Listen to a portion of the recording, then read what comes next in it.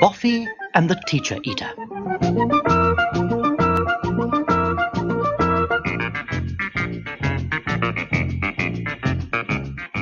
Boffy Brown was 6 years old. He was rather small and rather thin, with large glasses and a pale, serious face. He wanted more than anything to be an inventor. "You can't be that until you're grown up," said his father. "But I'm a genius," Boffy pointed out.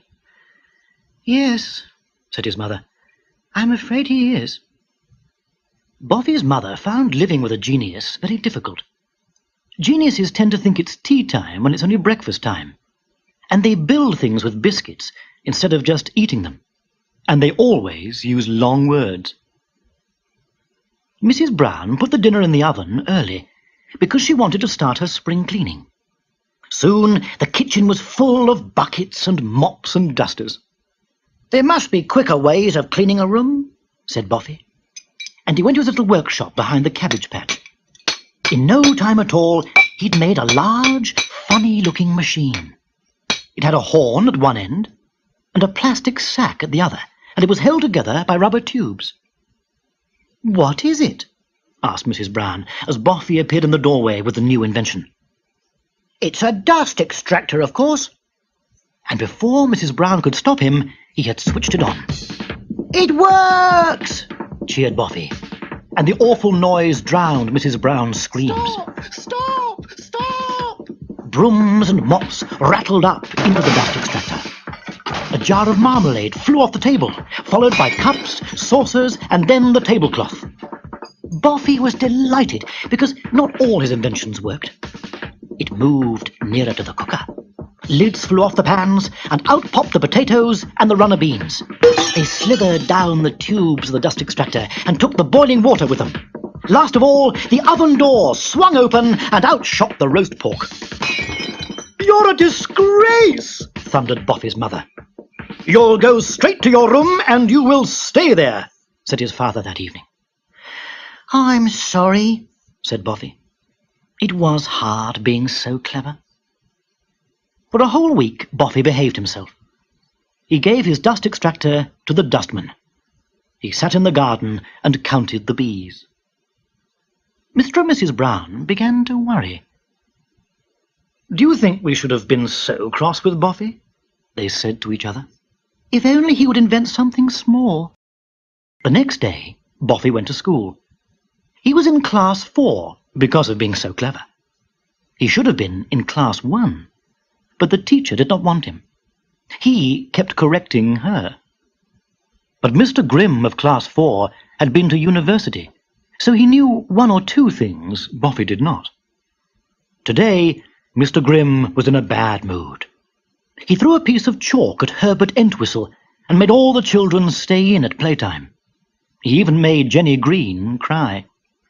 "He's horrible, horrible," she sobbed. "Don't cry, Jenny," said Boffy. "I have an idea. Tomorrow you'll have nothing to worry about." After tea, he went to his shed behind the cabbage patch, and he banged and he hammered. Then he locked the shed, kissed his parents good night, and went to bed. His small head was quite worn out. Next morning, Boffy took his new invention with him to school. "Ooh, what's that?" asked the children, gathering round. "It's a teacher eater," explained Boffy. The teacher eater was very large. It was a sort of cross between a robot and a dragon. It was made mostly of tin, and on its enormous face Boffy had painted a big smile, because he did not want to frighten Jenny. "Oh, he's super, Boffy," she said. Boffy kept the teacher eater hidden under a pile of coats until after playtime. Then he wheeled it out into class 1. The teacher eater trundled across the floor and swallowed the infant's teacher. "Hooray!" cheered the children, and the noise brought the other teachers racing out of their rooms. They clapped their hands and shouted angrily. Then the teacher-eater took a liking to the art teacher. Her red stockings were the last the children saw of her. "Mon Dieu!" gasped the French teacher. But he had no time to say more before he was swallowed too. The terrible machine rolled down the corridor, hungry for more. It charged here and there, gulping down teachers until there was not a single one left. Boffy put his invention in a big cupboard and locked the door. "Well, children," he said, "back to your classrooms." Everyone did as they were told. They were happy to have Boffy as their new headmaster. Boffy went to the headmaster's study and sat down to think. The next day, all the children went to school early. With Boffy as their headmaster, they expected to spend the morning playing games and the afternoon painting or messing around. But Boffy had been thinking. He pinned up a large notice in the hall. It read, "First lesson, sums. Second lesson, handwriting. Third lesson, science. Fourth lesson, serious talk by Boffy. Signed, Boffy, Headmaster." "What about playtime?" said Simon Goodbody halfway through the morning. "Work is more important," said Boffy sternly. "But you're not working," said Simon. "You just sit in the headmaster's office." "Of course, that's what headmasters do. You can stay in after school." Then a dreadful thing happened. The dinner lady did not arrive. She'd heard about the teacher-eater and was too afraid to come. So the children had no dinner, and Jenny began to cry. "I'm hungry, Boffy," she wailed. "So are we," said Johnny and Kate, and they began to cry too. "And your lessons are too hard. I can't do them." "Neither can I." Soon the whole school was wailing and moaning. "I wish our teacher was back," sniffed Jenny. "I wish he was." Boffy was cross. "You just can't please some people." At that moment, the door opened and in stamped Boffy's father. "Now then, son, where's the teacher-eater?" Boffy unlocked the cupboard.